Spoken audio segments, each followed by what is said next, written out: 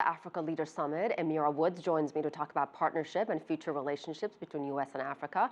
Emira is a global client principal for social impact programs at ThoughtWorks and an analyst of U.S. foreign policy with a special emphasis on Africa and the developing world. Emira, thanks for being with us today. It's an honor to be with you. So is this summit more for Africa or U.S.? Who's really standing to gain more?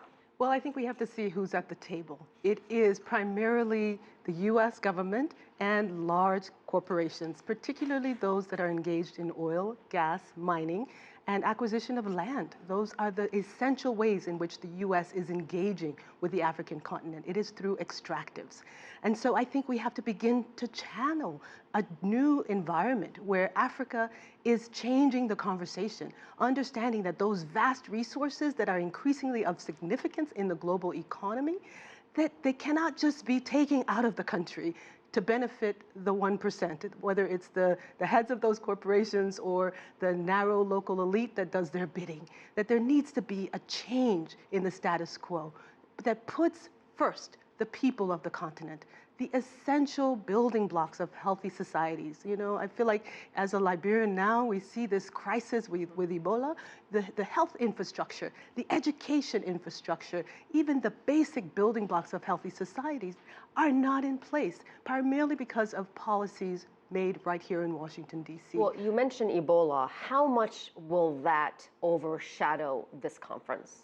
Well, I think the issue is the conditions on the ground have been already put in place by policies set in Washington, and it's time to begin to change those policies, to put the interests of people first, to protect the environment and the planet for now and future generations, and to think about those missing pieces of this conversation: workers, trade unions, the key elements of building societies that meet the needs of people. They have to be at the table. And what we see here in Washington, a wonderful photo op with almost 50 heads of state, and really, you know, not a lot of change in terms of the growing inequality on the continent. And that's what I was going to ask you. Do you think this is sort of more about symbolism and perhaps not so much about substance? Without a doubt, this is heavy in the symbolism. We all celebrated President Obama's birthday yesterday, and it's a wonderful fete. But beyond that, how does it change the conditions of people's lives? This is the real question of the moment. And as we move further into the 21st century, we've got to begin to think about where are the opportunities. I work for a global technology firm. Technology is booming throughout the African world. How can we begin to tap into technology in a way that improves how people communicate, how people express their democratic will, be able to choose their leaders freely, hold those leaders accountable? Ultimately, this is what's needed to bring a stable, more prosperous Africa and a better world. What do you feel is the most important issue facing the continent of Africa today?